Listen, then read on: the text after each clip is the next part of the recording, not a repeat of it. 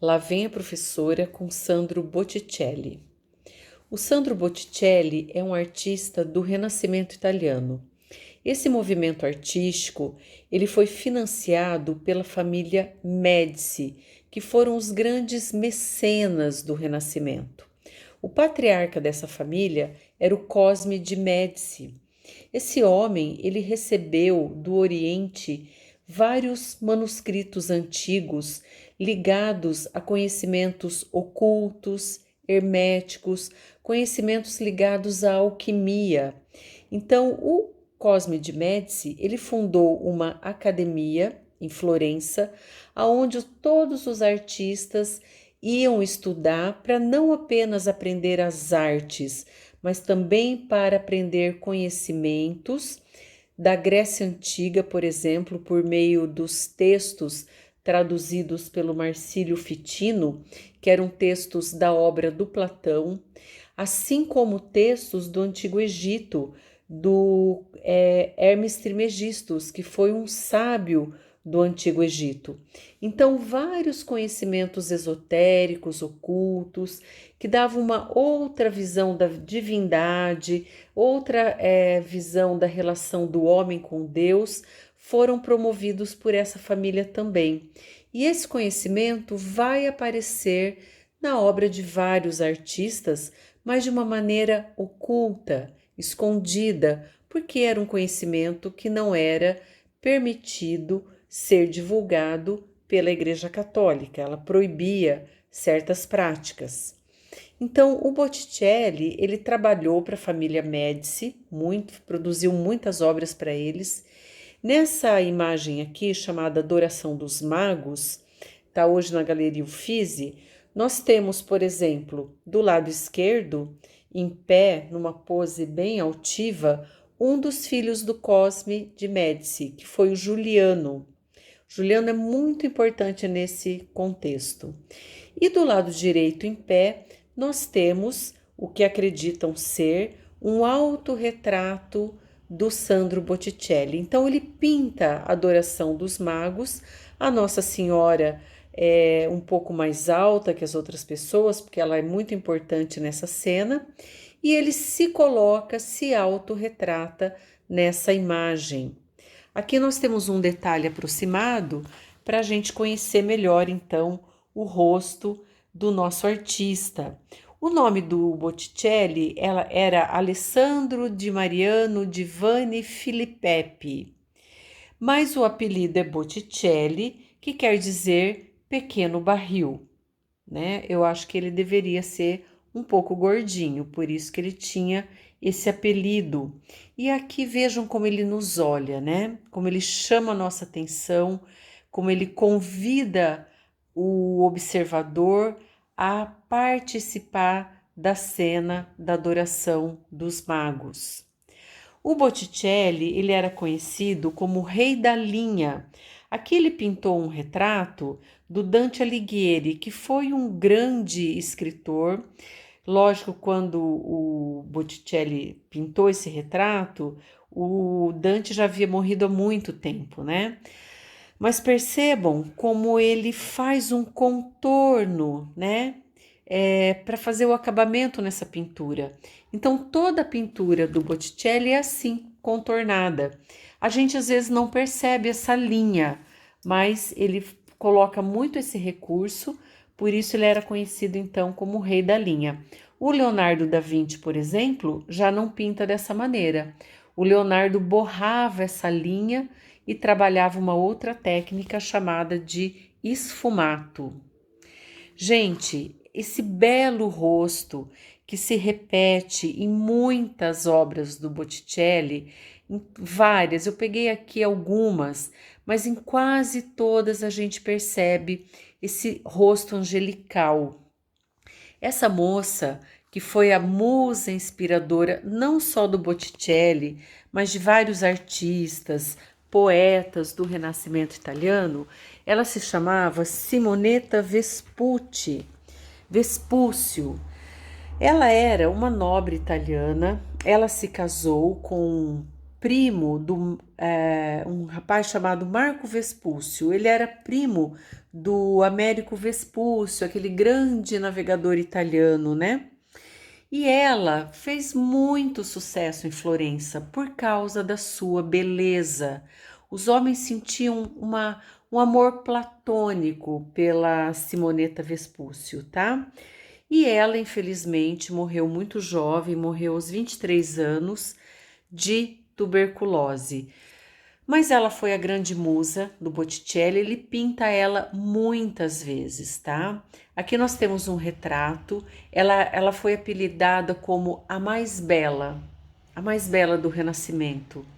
E aqui ela tá de perfil, com os cabelos todo aí enfeitado com joias, e ela tem um colar.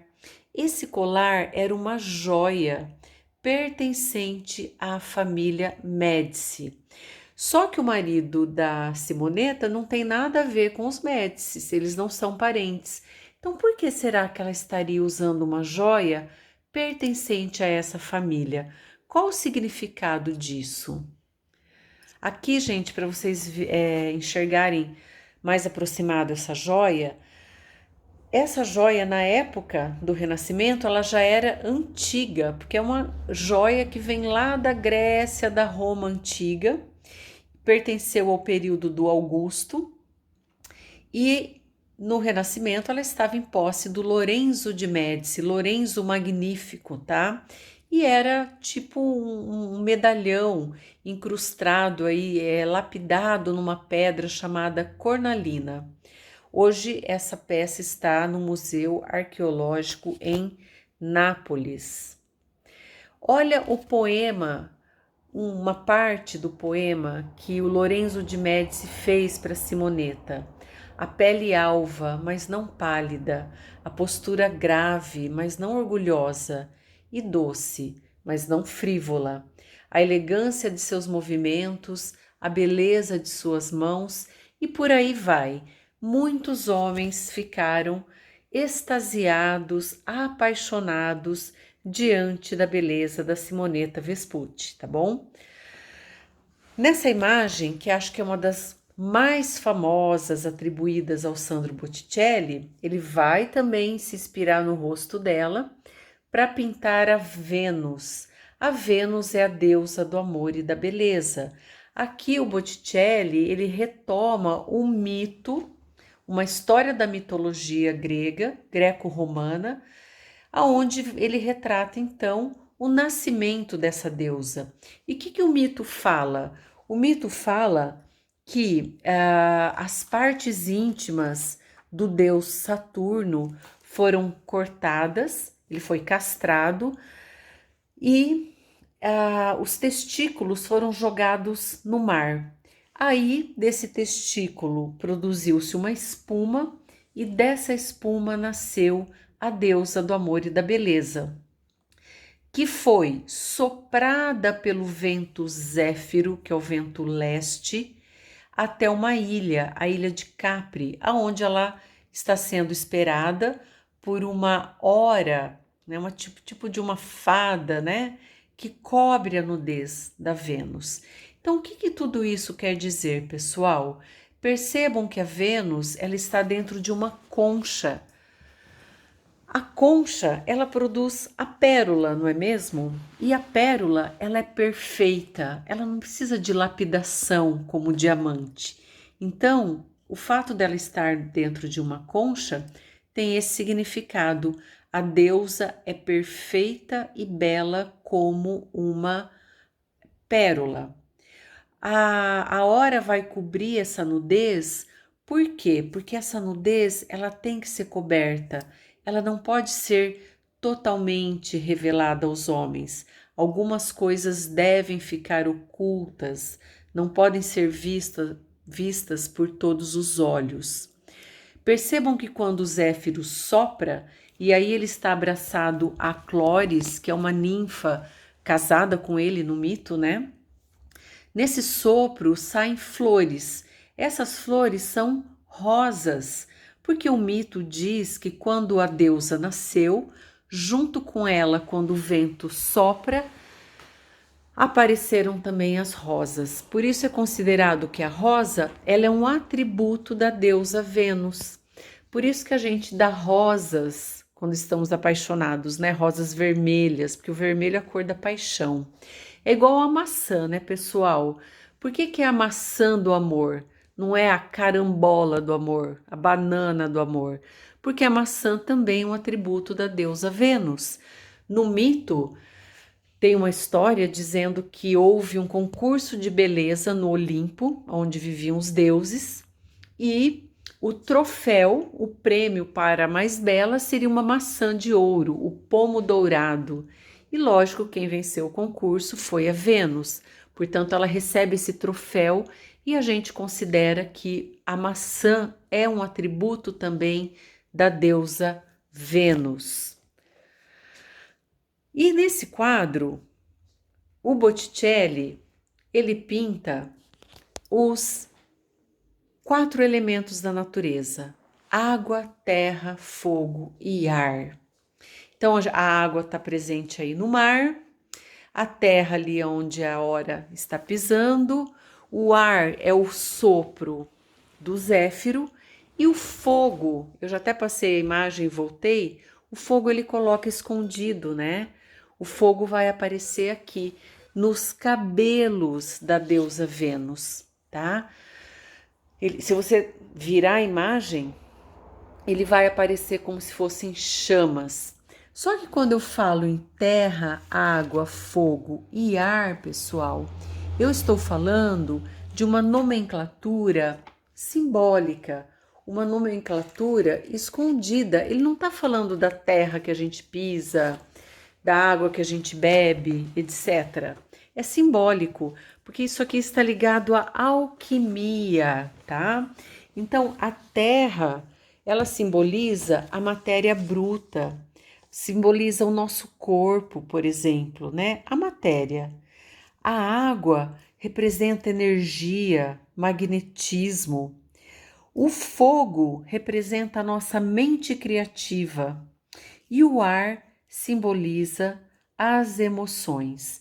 Tudo isso dentro de um processo de alquimia. E vejam que é oculto, ele esconde esse quarto elemento aí, o fogo, de uma maneira que poucos conseguem ver. Outra coisa que fica oculta, vocês percebem como essas mechas se entrelaçam, formando um desenho aí que lembra um 8? Pois bem, esse desenho ele se inspirou no caduceu. O caduceu também é um símbolo muito antigo que ele aparece em várias culturas. Na Grécia, né? O caduceu ele é um atributo do deus Mercúrio, né? O mensageiro dos deuses, tá? E o caduceu também tem uma representação simbólica relativa aí às energias, né? Ao mundo físico e ao mundo espiritual. Então é esotérico, é oculto, não é um símbolo cristão. Portanto, a igreja não permitia, não aceitava esse tipo de símbolo. Por isso que o Botticelli esconde esse símbolo aí na sua pintura. Aqui para a gente ver um pouco mais de perto, né, os detalhes, a beleza, gente, da boca dessa Vênus, esse olhar cândido, puro, quase inocente, né, que a Vênus tem. E aqui a gente percebe também que toda a imagem, né, os rostos, tudo é contornado. Então esse acabamento, né, ele faz essa linha que contorna aí todo o desenho, tá bom? Esse aqui é um outro painel, né, do Botticelli, muito lindíssimo. Tá lá na Galeria Uffizi também. Ele é muito famoso. É uma das imagens mais belas também que o Botticelli pintou. E esse painel é chamado Primavera. Aqui ele também vai pintar no centro a deusa Vênus, a deusa do amor e da beleza, e ele coloca essa deusa junto com o Mercúrio, ali do lado esquerdo, com as 3 graças, o Cupido lá em cima da Vênus e a Primavera a Clóris e o Zéfiro novamente aqui do lado direito. Então vamos começar pela estação do ano que ele escolhe, gente. A primavera, imagina assim, o Botticelli está na Europa. A Europa, o inverno é muito rigoroso, é frio, é gelado, tudo fica hibernando, tudo fica em estado de hibernação. A natureza parece que morre, né? As sementes hibernam, os bichos, né, se recolhem. Inverno é um momento de recolhimento. E a primavera tem essa explosão de vida, essa explosão de beleza. Tudo renasce. Então, ele vai colocar toda essa beleza, essa vida que vem da onde? Da onde vem a vida, gente? Né? Pega uma semente. De repente, daquela semente, um caroço de manga, sai um pé de manga inteiro. Da onde veio tudo isso? Essa energia, essa força? Vem da natureza. E a natureza, quem que dá esse sopro de vida? É o divino, é Deus. Então, a primavera é o momento que esse sopro divino faz com que a vida renasça. Então, ele coloca, por exemplo, gente, esse quadro, ele é um trabalho de botânica. Aqui no solo e no entorno da imagem foram catalogados 500 tipos de plantas por botânicos. Então, ele não pintou aleatoriamente uma florzinha, uma folhinha. Ele pintou 500 tipos de plantas. Imagina o conhecimento de botânica que o Botticelli tinha para poder realizar uma obra dessa maneira. Muito bem. As três graças que a gente está vendo aí, elas representam a beleza, a castidade e o prazer. A beleza é a que está do lado esquerdo. A castidade é sempre quando se representam as três graças, que eles retiram lá da mitologia greco-romana, sempre vai ser a beleza, a castidade e o prazer. A castidade sempre vai estar de costas para o observador, porque ela é casta, ela é pura, ela não quer saber de conversar com a gente, ter nenhuma relação com a gente, porque ela tem que ficar intocada. Ela é a castidade. E ali a gente também vê o Mercúrio, ele tá com o caduceu segurando na mão direita, tentando dissipar algumas nuvens que estão entrando nesse jardim, né? Em cima a gente tem o Cupido ou Eros, que é o filho da Vênus, ele é o deus do amor. E o Eros, ele está vendado e ele atira a sua flecha. Aonde pegar, pegou, né? Aí a pessoa fica apaixonada. O Eros é brincalhão, ele vai atirando as flechas e contaminando as pessoas de amor. E do lado direito, então, a gente tem o Zéfiro, que é o vento, que é o sopro. Ele segura a Clóris, que é a ninfa, que é a sua esposa, e a Clóris que se transforma nessa moça que está com esse vestido florido, que é a primavera. Muito bem, o que está oculto nessa imagem? Tudo nessa imagem me lembra vento, sopro, vida. Então percebam, gente, que nesse portal que enfeita o local onde está a Vênus, ele coloca um órgão do corpo humano escondido. Quer ver? Olha só. Percebem que ele desenha ali escondido o pulmão, os pulmões, né? Então veja, o Botticelli, além do conhecimento de botânica, ele tinha também conhecimento de anatomia humana. E percebam que todas as mulheres estão grávidas, barrigudas. Por quê? Porque gravidez é vida, né? Elas vão dar à luz da mesma forma que a natureza deu à luz. Esse quadro é chamado Marte e Vênus. Marte é o deus da guerra, Vênus, a deusa do amor. Como eu já disse, as mulheres que ele pinta, as deusas, enfim, todas são inspiradas no rosto da Simonetta Vespuccio. E dizem as más línguas que a Simonetta foi amante do Juliano de Médici. O Giuliano de Médici era irmão do Lorenzo de Médici. Eles eram banqueiros, era uma família muito poderosa. Na época, a Itália não era unificada, então cada cidade tinha seu próprio governante. Em Milão, a gente tinha o Duque Sforza, em outras cidades, Nápoles, enfim, tinha os Ferrara, outras famílias que mandavam. Em Florença eram os Médici, tá? E dizem que o Giuliano de Médici, que era poderosíssimo, se apaixonou perdidamente pela Simonetta, que era uma mulher casada. E ninguém tem muito bem certeza disso, mas eles teriam sido amantes, tá?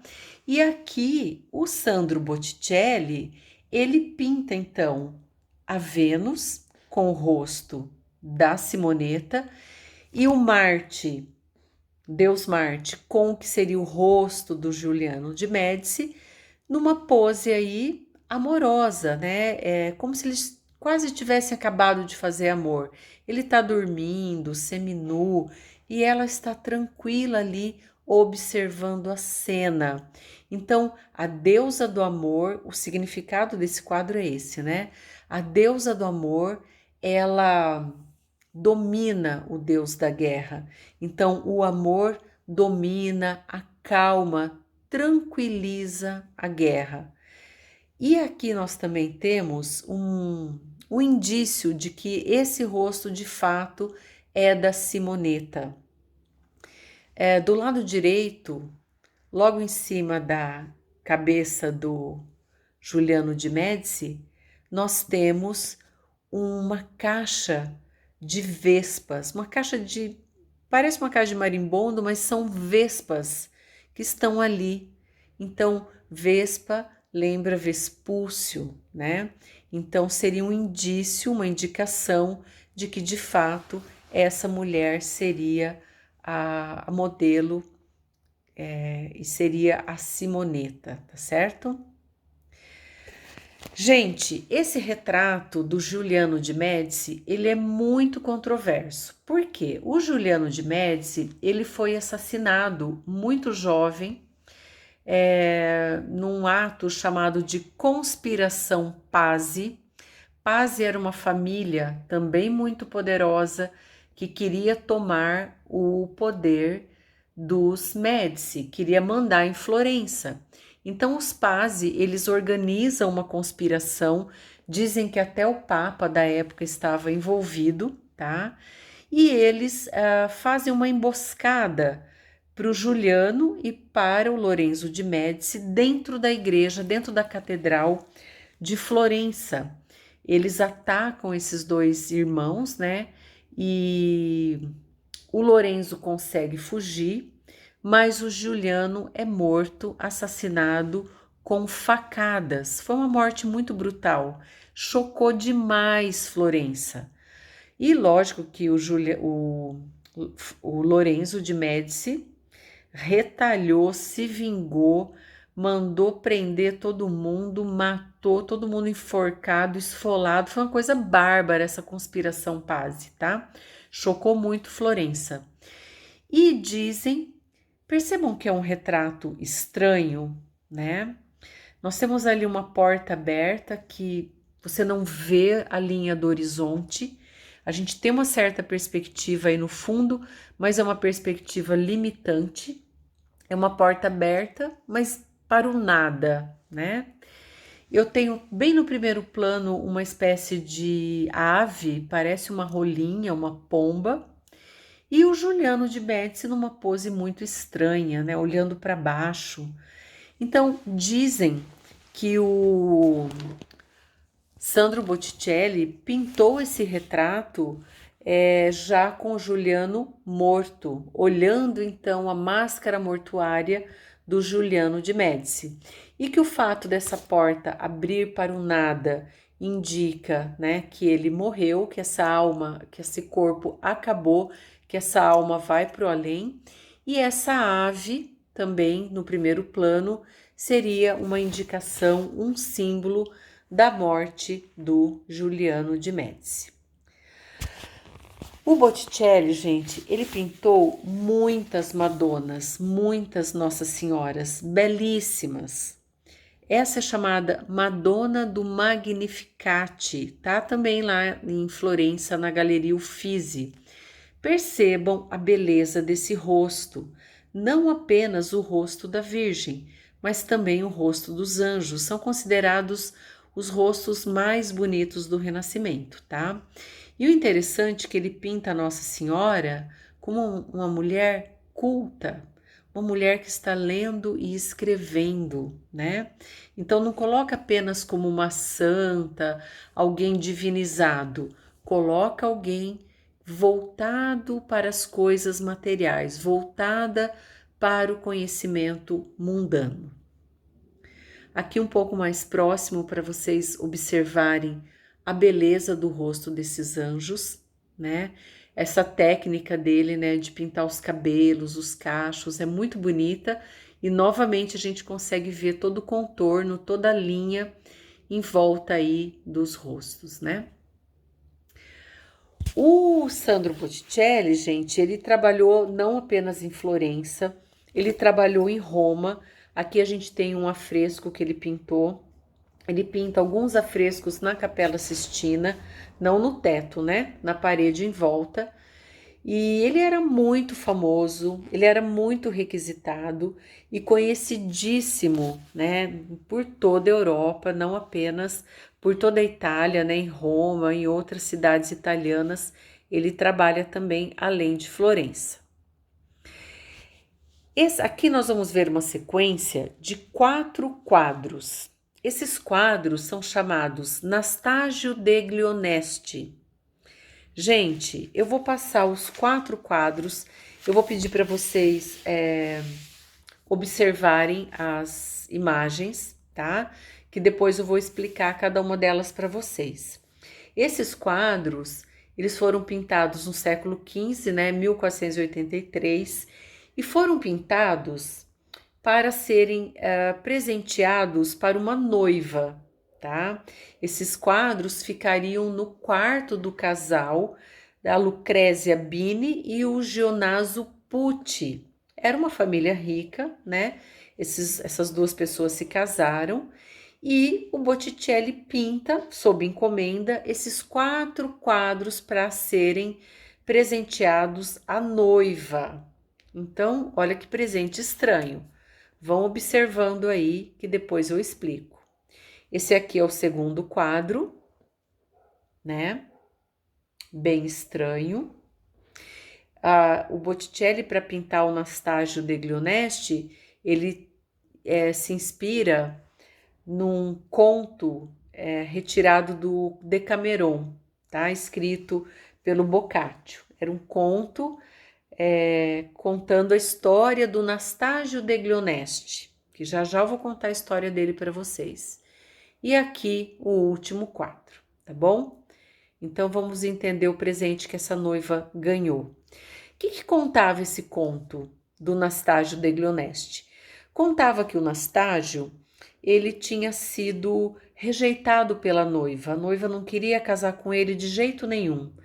Então, ele sai caminhando pelo bosque, muito triste, pensando inclusive em suicídio.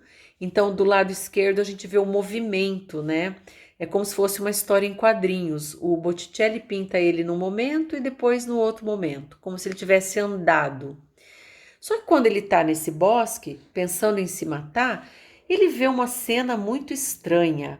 A cena de um cavaleiro, muito bem vestido, perseguindo uma jovem nua e essa jovem sendo atacada por 2 cães. Veja que o Nastágio se espanta, né? Ele tem um susto, as mãos vão para um lado, a cabeça se volta olhando essa cena terrível. E a sequência dessa cena é que a moça é alcançada pelo cavaleiro, é morta, ele arranca o coração dela, joga para os cães comerem, aqui do lado direito no cantinho, e lá no fundo começa essa caçada infernal novamente. Então percebam que é uma história em quadrinhos, que ele vai mostrando como se fosse um filme. Então no primeiro plano aqui ela morreu, mas ela já ressuscitou e essa caçada infernal continua, recomeça novamente. Então, o que que o Nastágio percebeu? Que esse casal estava amaldiçoado. Ele soube que era um casal de fantasmas pagando a sua pena pela eternidade. Por quê? Porque a moça tinha um coração de pedra, rejeitou o amor desse jovem que se matou desesperado por ter sido rejeitado. E aí os deuses puniram o casal, ela pela sua frieza e ele pela sua fraqueza, estariam então condenados a eternamente a essa pena, ela sendo caçada, morta e tendo seu coração extirpado, dado para os anjos, para os cães comerem, aos anjos comerem, imagina. Muito bem. O que que o Nastágio faz? Vou levar esses endemoniados, né, essas almas penadas, para mostrar para minha noiva que ela não pode ter o coração de pedra, tá? Então ele leva os, os essas almas danadas, né, para um banquete onde estão as famílias reunidas. Lá no fundo das árvores, essa árvore do lado esquerdo e essa árvore bem no centro, a gente vê os brasões das famílias Pucci e Bini, né? Eram famílias muito importantes. E veja, quando chegam os amaldiçoados, todo mundo se espanta. Olha a noiva, gente. A noiva é a de cinza, ao lado dessa de vestido amarelo. Ela está com as duas mãos assim, estendidas para frente, tipo, meu Deus, o que é isso? Não vem com isso pro meu lado. E o Nastágio, de costas para nós, calma, gente, calma, tá tudo certo, não vão nos fazer mal. São apenas pessoas amaldiçoadas pela sua dureza e pela sua fraqueza. E ensina uma lição moralizante à noiva.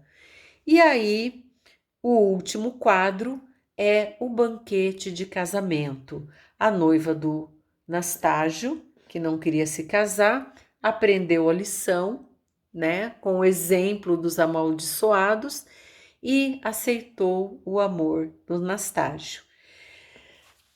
Então, vocês imaginam a situação desse casamento, dessa noiva, né, gente, para ganhar um presente desse, tá? Olha que linda essa perspectiva, essa profundidade que o Sandro Botticelli cria com essa arquitetura, essas colunas, esses arcos romanos, né? Era realmente um grande pintor. Gente, essa aqui é a imagem de um padre muito conhecido em Florença, chamado Girolamo Savonarola.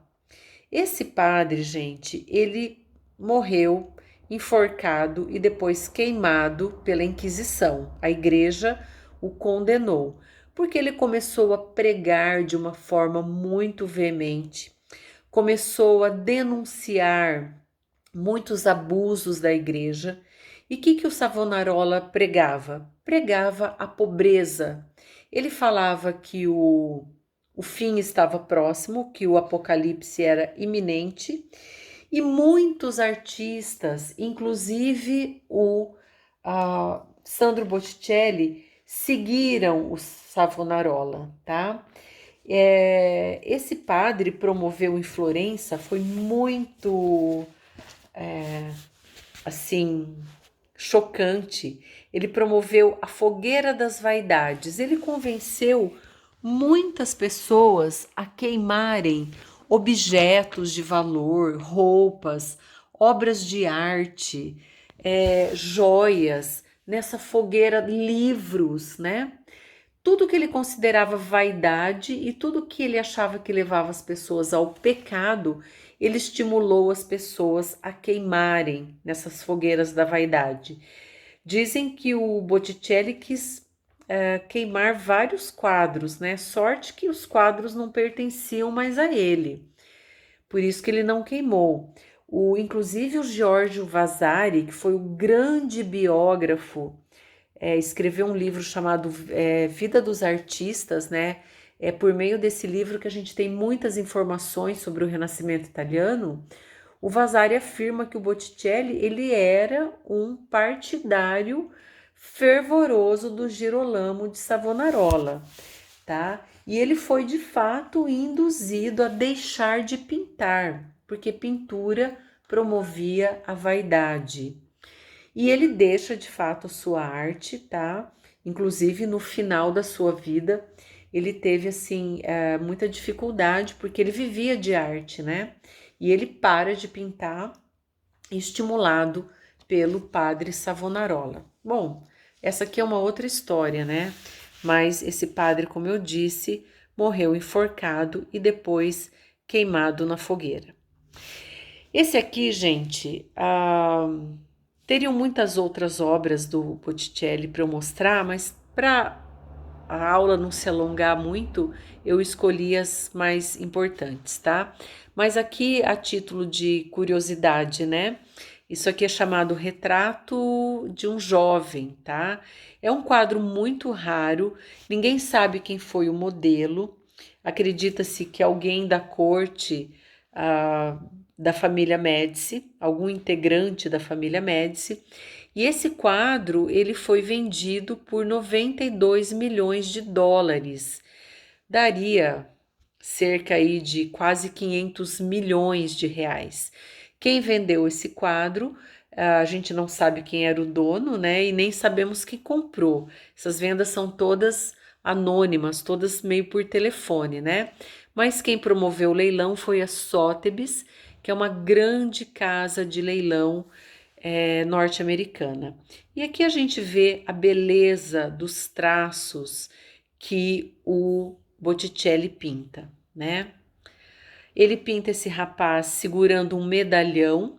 Esse medalhão parece que ele se inspirou na obra de um pintor muito antigo, que inclusive o Botticelli, ele é um intermediário, né? Ele se inspira muito na arte gótica, no colorido da arte medieval e promove uma arte renascentista, tá? Ele tem um olhar para esse passado, mas ele promove uma arte mais moderna, tá?